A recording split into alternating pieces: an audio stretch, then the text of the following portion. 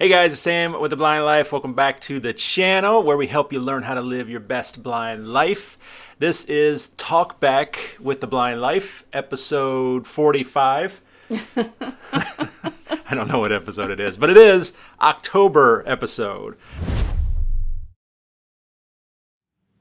As always, I am here with my lovely off-camera co-hostess, Rachel. Thank you very much for joining me. Yes, you're welcome. All right. So, if you're new to this, whatever this is, we do a monthly, I like to call it a video podcast, where we answer commonly asked questions from the previous month's videos.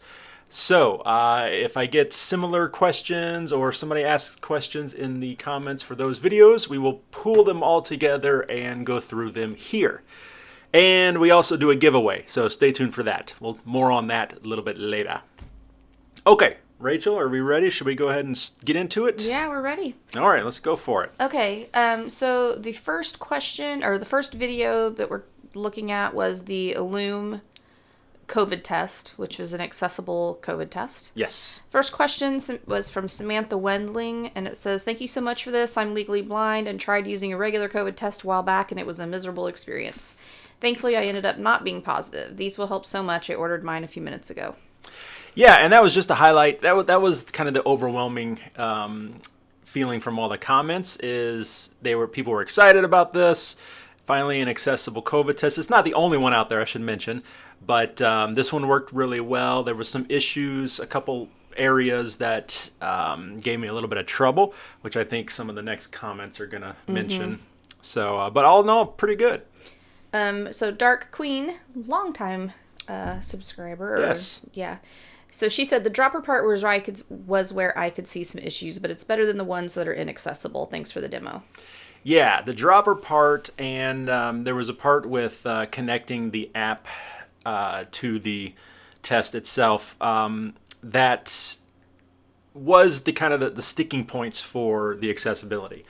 But as several people in the comments mentioned, and as what I mentioned in the videos, as long as you get enough fluid into the little reservoir, it's good.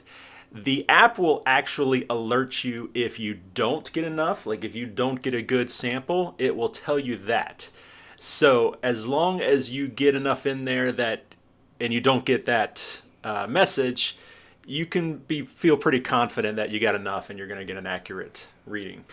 Okay. This next one, I am sorry, I'm not even going to attempt to read the name because it's definitely from a different language than English, and it's got a lot of accent marks in it. But they said, what about international users? Can these tests be sent outside the U.S.? So yeah, there was several comments about that. One about in Canada, one about in Australia, and the Illume company that I was working with was actually in Australia.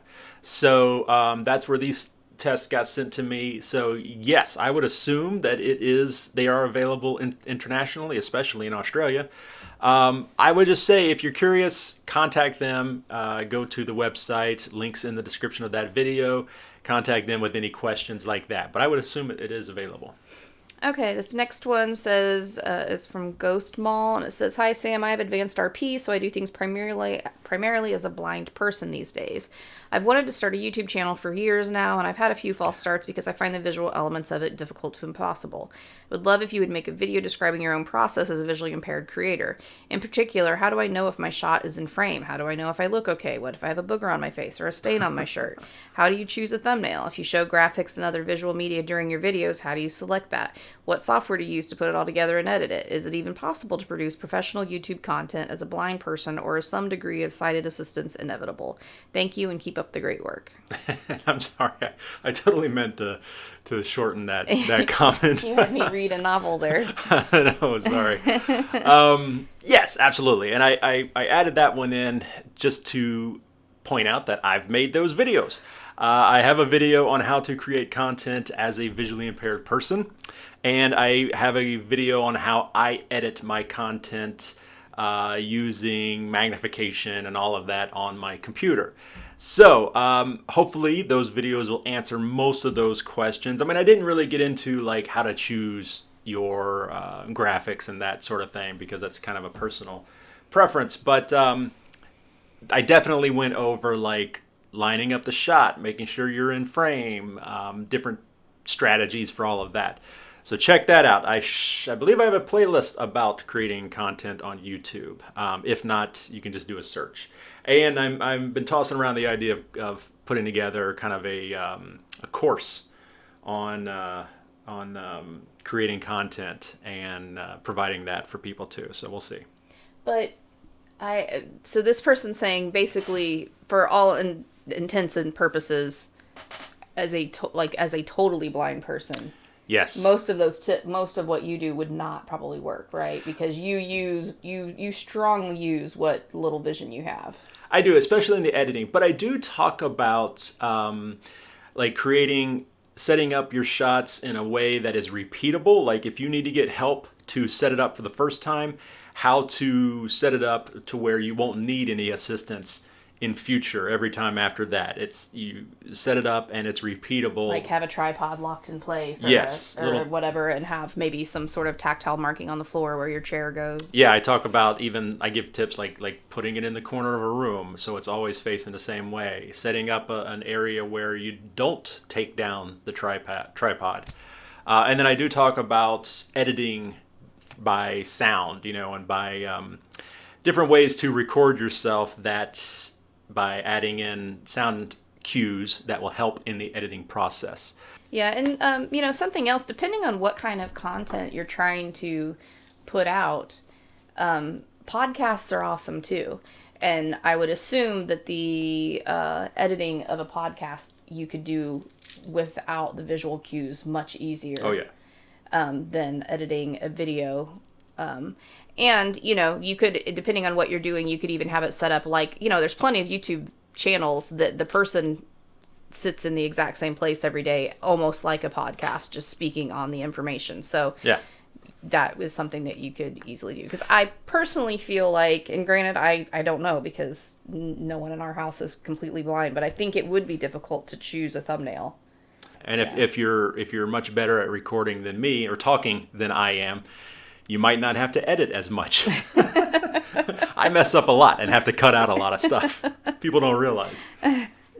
Okay, so the next video was handwriting mode on voiceover. Yes, a lot of people like this video. Sarah McNabb said, "Hi, great explanation. Can you use handwriting to write emojis?" So no, I don't believe so. And I went back after I read that comment. I went back and double checked. It looks like it's just text. It's just uppercase, lowercase, and punctuation.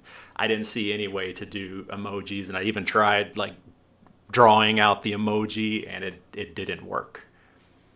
Okay. Ayush Gupta said, "Hi brother, can you please tell me which voice you are using on your voiceover? I really liked it." Yeah, so I've actually changed it since then. I get bored with voices very quickly. But that was actually British or UK, English UK, and the male Siri voice. So English UK, Siri, and it's the male. I think it's voice number 1. You change your voiceover voices like you used to change your ringtone back when that was like a novel thing. Yes, yeah, I'm always looking for a cool new voice. Okay, and Without Limits Budgets with Aaron Lynn said, "Hey Sam, I had a question. Sometimes navigating around on the internet on my phone using VoiceOver, I get to websites that aren't fully designed to use our VoiceOver. And sometimes it will skip things that I'm looking for that my kids will have to find by sight and then push on it for me, because when I run my finger over the screen, it won't even mention it. Is there a way to get around this at all? Thank you in advance." So, unfortunately, no. And I will say that, if anybody in the comments or anybody watching has any suggestions, love to see those in the comments. But to my knowledge, no, not really. It's mainly that the website was not coded properly to work with the voiceover.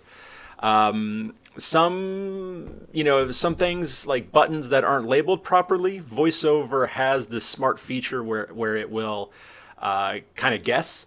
It'll use like artificial intelligence and guess what that button might be and give a suggestion. And then you can also go in and label buttons. So if it is a button that says, not labeled, then it just says button, button, button. You are able to go in, if you know what that button is, and label it so the next time VoiceOver will read it. But none of that works if VoiceOver is just skipping over the item. That's just an improperly accessible website, and unfortunately, there's nothing we can do about it. You can write, send feedback to them, letting them know that the website isn't fully accessible with this program. But as far as I know, other than that, not much we can do about it. And I would encourage people to send the feedback. Oh yeah, absolutely. I mean, the more people that give them the Squeaky feedback, wheel. yeah, exactly, the more likely they are to change it. And some companies are very eager to. They just don't know. They don't know enough to know that it's not accessible. I mean, you've many times spoken to people, and they're usually very eager to make a change. Mm-hmm. Okay, Cynthia said, "OMG, where has this been all my life?" All my blind life. Oh, you're right. Where has this been all my blind life? Yeah. Yeah, so handwriting, a lot of people were pretty cool, were pretty excited about it. Several people said they had seen it on there or knew about it, but weren't really sure how it worked. I will say, one person commented, or a couple people commented, it actually might have been on my TikTok that I did about handwriting, where the lowercase I, it will not recognize a lowercase I. I've tried it all types of different ways. It will never recognize a lowercase I. It either thinks it's an L or something else. So if you guys watching, if you have any suggestions on maybe I'm doing it wrong, maybe we're all doing it wrong, how to get it to recognize the lowercase I. Yeah, that's interesting. Yeah, it's like, and that's a very common letter that's used in a It's lot a of vowel, things. yeah. So it makes it very difficult. Can't say blind or life. I know, right? Okay, the next video is Magnilink Tab video. Mm-hmm. Hillary Weiner said, this is probably most useful for students and business people who travel a lot. Great review of the features. At the price point, it is not aimed at retired folks like me who need some help seeing the mail. Luckily, there are other aids available if you're not a power user. Yeah, and I love that was actually the very first comment on the video, because it does sum it up pretty well. Yeah, I think that's a very insightful response. Yeah, it is. It's an expensive device, and it's really, most people are going to be, I mean, anybody can get it, obviously, but students, professionals, those are the ones that will probably get the most use out of it. Yeah, it's more than what a lot of users would need, so why pay for more than you need? Yeah. Okay, Tara Lee said, "Hi Sam, I'm an IT project manager and just delving into all this accessible tech. I've been looking at CCTVs and was about ready to get the Clover Book, but watching this has me rethinking that decision. If I'm understanding this correctly, I could really, Next page. could really use this as a workstation and CCTV in one. I could load Fusion and my employer's standard image right on the surface. I work at a university, so they are very open to BYOD, which is bring your own device. Do you agree that you wouldn't need a separate PC and CCTV?" Yeah, absolutely. If that's kind of what this thing is, it's an all-in-one system. It's the computer and the magnification and OCR software. So if you need all of those, then this is a good option. I was also answering a question recently, very similar. The person was thinking about getting the Clover Book and then saw this video and thought, well, maybe I should just get this. But in their situation, they weren't really needing a computer. They said if they have it, cool, but they were also a power user, and they were concerned about the power of the Magnilink or the Surface tab, like if it was going to be robust enough for what they needed. But they didn't absolutely need a computer. They were more interested in a video magnifier. And for them, I said, actually, in their case, the Clover Book would probably be a better option, simply because the Magnilink Tab has the computer, has the video magnifier, but the Clover Book is a video magnifier first. And so I feel like it does that better than the Magnilink Tab. But like this user here, if you do need the computer and the video magnifier, this is a great option. Yeah, especially if you're going to be carrying a laptop and, like if you need to be mobile. Yeah. This yeah. would be much easier, right? To just carry one device rather than multiple. multiple. Absolutely. Okay, Debbie R said, are state agencies covering the cost for this? I hope it comes with a stylus pen or converts that document to a PDF. That would improve filling it out if the OCR can read aloud the PDF. So yes, yes, and yes. All yes. The state agencies, vocational rehabilitation, some, I would. My assumption is some are covering it, right? Yeah. Obviously, I can't speak for everyone, but if this is something that a student needed or a professional or someone needed it for employment, chances are the Voc Rehab would get this for them. And yes, it does come with a stylus. Absolutely. I don't know why I didn't mention that in the video. It was in the bag. I just totally forgot about that. And yes, from what I understand, it does convert it into PDF because it's a just like a Windows. If you're saving a document on Windows, you have the option to convert it into PDF. And actually, going back to the previous comment, Rachel actually uses a Surface as her main computer. Mm-hmm. Do you think it performs pretty well? You got any issues? I mean, it does. I'm not doing anything that's super resource heavy, though, either. Mm-hmm. I mean, I'm just, surfing the web, making spreadsheets, watching videos, using email. I'm not doing anything that's going to require, like, major, like my work computer. I'm not doing major calculation stuff. I'm not editing video or anything like that. But yeah, I love it. It works great. And I actually forget all the time that it's a tablet. and not just like I will go to point something out on the screen. I'm like, oh yeah, that's right. This is a touch screen. I totally forget. Yeah. I just don't use it that way very often, but I do like it. It works really well. Good. Okay, Boo Boo Bang Bang says, if you use the Bluetooth keyboard to hold the Windows key and plus symbol, does it access the Windows Accessibility Magnifier?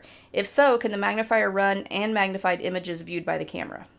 So yes, yeah. In fact, I didn't show it in the video, but I used the Windows Plus a lot and Windows Minus while I was testing it out. And it works just like any Windows computer, magnifies in. And then you can also use the magnifier via the touch screen, which I have done a video about that, how Windows Magnifier works on a touch screen. So it works fine. And so yes, obviously the camera and the magnification software and all of that, the Magnilink magnification software, that's all just a program running on the computer. So Windows Magnifier will magnify anything, any window. So yes, it will magnify that software also. Next question or comment is Keith E said, you mentioned using the keyboard on screen or the external keyboard, but he did not say anything about voice to text. Does voice to text work on Surface? I would think it has to, ? Yeah, once again, it's just a normal Windows computer, so it has the Windows dictation, and it comes with running Windows 10, but like I said in the video, you can upgrade it to Windows 11, which is a free upgrade, and the Magnilink software is fully supported on Windows 11, and Windows 11 has a much better dictation software than Windows 10. Windows purchased Nuance. If you guys didn't know, Nuance is the company that is behind Dragon, naturally speaking software, which I've done videos about, which is a fantastic dictation software. And so they really improved their dictation in Windows 11. So yes, it works just great. Okay. That's it for that video. The next video is the bone conducting headphones video, which that's just from this morning. Yesterday morning, right? Oh yeah, it is Sunday though. Yeah. So Dave Spencer said, I use a similar make, but mainly to use the Soundscape when out in unsure places with my guide dog, or sometimes to listen to music when at home so I can listen out for the doorbell, etc.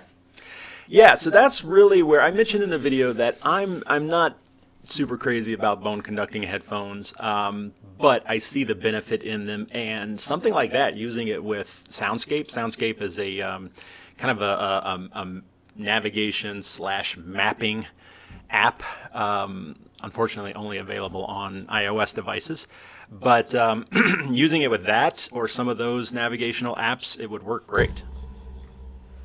Okay, Lee, leading bone conduction headphones brand, commented on it. Yeah. And said, I thought wow. that was pretty cool. Yeah, thank you for your professional and objective review. You mentioned some shortcomings of our products, and I'll provide them to the engineer team to make improvements in the subsequent products. If followers have any questions about this product, we're also willing to answer them. Yeah, so I thought that was pretty cool. Yeah. I didn't even, since receiving the headphones, I haven't talked to them. I didn't tell them that the video went up. They just must have been kind of monitoring things, which is kind of cool. Yeah. It's nice when companies kind of take an interest in that kind of thing. Yeah. Douglas Gilbert said, what if you're using a navigation app? Is it distracting? And can you still hear all the traffic noise, etc.? Dynamic alignment, ? So I don't know about dynamic alignment. I'm not an audio person at all. I should be, being blind, but no, absolutely. That's what I was saying. I think it would be fantastic, and I probably should have mentioned this in the video. I think it would do great for those types of situations, listening to navigation turn by turn, like if you're out walking, because that's the best part about it, is it keeps your ears open to the world around you. That's the plus, and for me, once again, that was kind of a negative, because it was kind of hard to focus on my music and stuff while I'm listening to everything around me. But I'm also just not used to that. I always have in-ear headphones. Yeah, I would much prefer, Sam, we commute to work together, and Sam walks to his office from my office, which we're very grateful they're very close together, but I would much prefer for you to use bone conducting headphones. Yeah. Because he almost always listens to audiobooks while he walks, and it's a busy street. Yeah. I would feel better if you did that. So, train yourself. Okay, Serenity said, what were in the ears on the neck string that you had? So those are the Soundpeats, P-E-A-T-S, Soundpeats. Bluetooth headphones. I did a video I linked the video in the bone conducting headset video. Those are my favorite. They are in ear, and they fit really well in the ear. They're magnetic, so I keep them hanging on my refrigerator, so they're easy to find. She said my after some is I constantly lose individual earbuds, and I'm not comfortable using my bone conducting headphones when I'm using sunglasses and needing a face mask. My ears aren't big enough to hold everything up.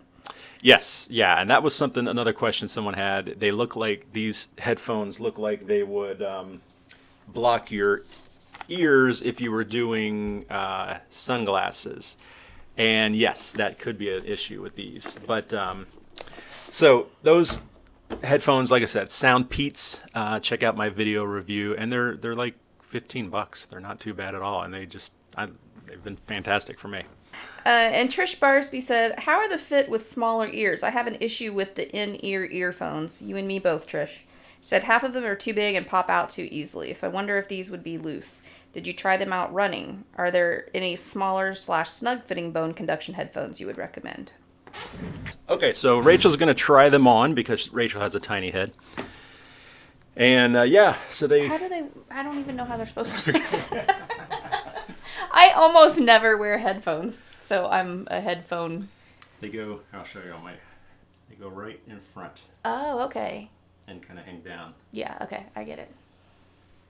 So they're not adjustable at all? Nope. Okay. Nope. Okay, Rachel's going to put them on. Okay, Trish, so I have small ears, and I have a real issue with in-ear earbuds also. They hurt my head, and they come out really easily. So these do not go in your ear at all.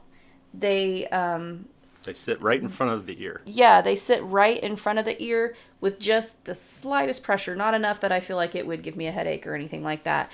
But they don't go in your ear at all. I feel like they would stay in place running. Well, they would probably wiggle around a little bit. And I edited Trish's comment a little. She talked about she runs on trails and through the woods and stuff, and occasionally falls because she can't see very well. She actually wanted me to do a test fall and see if they stayed on, and I'm sorry, Trish, I'm not doing that. He'll throw his back out. Yeah, I'm too old for that kind of stuff.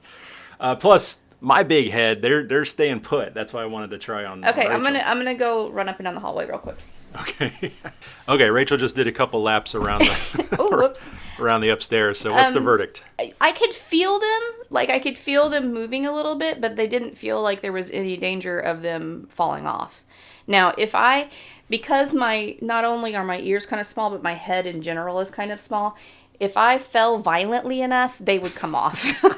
Because... Hope you don't fall violently. Yeah, like, I would have to kind of go, like, head down or, like, like, kind of roll or something for them to come off. But they would maybe fall off if I fell.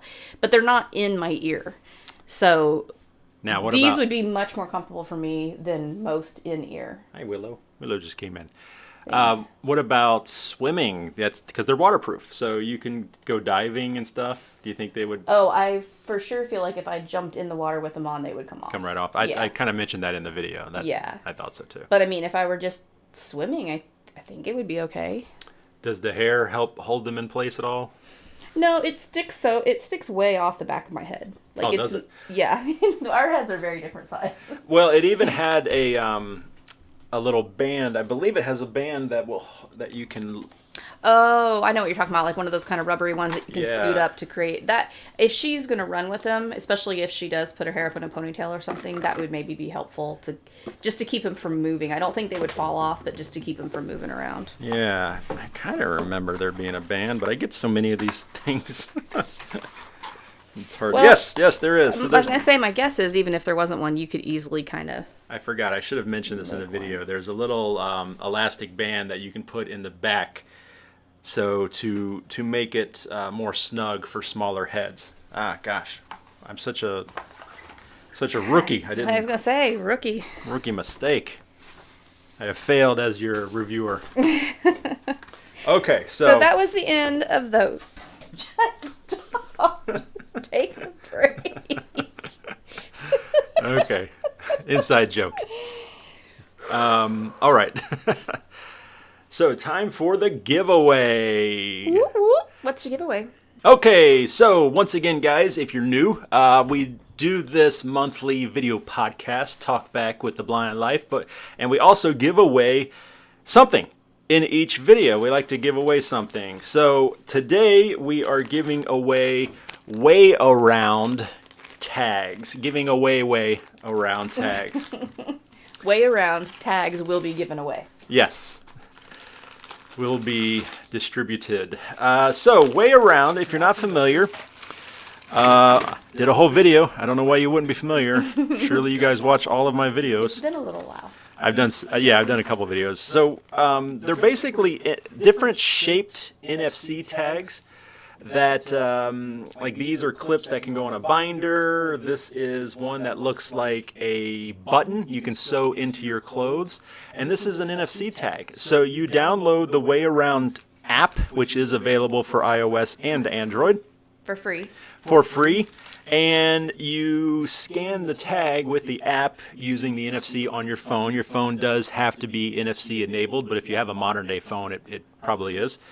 And then you can label the tag whatever you want, and the next time you scan it, you'll get that information. So some of these are heat resistant, like the button, so you can sew this into your clothing, or somebody had the great idea of just using like a hair tie and threading it through the button and then looping it around a belt loop or something. So that's not permanent, but it's still on there, it's not coming off. And you can scan it. So, if you're unsure about what color your clothes are, you can label all those. Yeah, if you have a hard time telling between your black pants and your navy blue pants or something like that. Yeah. There's magnetic ones that can go on cans, will stick to cans like food. There's all kinds of stuff. So, we will give away an assortment of Way Around tags. Cool. Yeah, and I think we will do, should we do two? Sure. Let's do two winners. Yes. So 2 lucky winners will get an assortment of Way Around tags. As always, all you have to do is answer or leave a comment to this video mentioning that you would like to win the Way Around tags. And the keyword should be tags? Yeah. Yes, tags. TAGS. Tags with an S. Make sure you spell it correctly, because that's how Sam will sort the entrance. Yes. So Entries. I guess. Entries. Entrance. We know English. So, yeah, if you would like to win, just leave a comment stating that you would like to win the tags. And in a couple weeks, I will do a follow-up video announcing the winner. And then at that time, you just send me your contact information, and I will drop these in the mail and get them sent off to you right away. As always, this is the only way I will announce a winner. I will not tell you won in a comment or anything like that. Those are spam comments. Don't answer those comments. They're not me. Right? Yes. Especially if they're full of emojis, and that's not me. And if the user is anything other than The Blind Life. The Blind Life, yes. Okay, well, there you go, guys. Do you have any announcements? I don't think we did announcements at the beginning like you usually do. Yeah, we should. So the only announcement really is it's my birthday this month. So address is in the video description. You can send me stuff. Or you could just say happy birthday in the comments. I guess you could do that too. Or you could send a card. Yeah. So that's at the end of the month. The 24th is my birthday. The only announcement really is that I have confirmed my trip to ATIA, which is February 1st through the 4th of 2023, obviously. And so I'm going to be down there, or in Orlando. Yeah. What's the name of the place? The Caribe Royale Hotel and Convention Place in Orlando. This is going to be like your fourth time being there? Fifth, I think. Wow. Fourth or fifth, yeah. This time it's really exciting. I'm actually working with ATIA, and I'm going to be making videos for them as well, kind of highlighting the conference altogether. Last year I did a exhibit hall highlight video. This time I'm going to be doing that and the conference itself, attendees. And I'm actually going to have a booth set up where I can do interviews with attendees of the conference. So pretty cool. I'm excited about it. Yeah, so if you're there, definitely find Sam and, let him interview you. Yeah, I should be in the main hallway there. There's the hallway before you get into the conference, or into the exhibit hall. And there's some booths always set up in the hallway. Those are the premium spots. So I'm going to be one of those, I think. Yeah, I'm looking forward to it. It's going to be exciting. So that's February 1st through the 4th. Make your travel plans. Yes. And I may be at CSUN this year, which is in March. I don't know that for sure yet. I haven't confirmed anything yet. But all right, that's it. So thank you, guys. As always, it's a pleasure joining you every month. Thank you, Rachel, for your help. Mm-hmm. And we will see you next month. Check out Enter the Contest. And best of luck to everyone. All right. Thanks, guys. Bye-bye. Bye.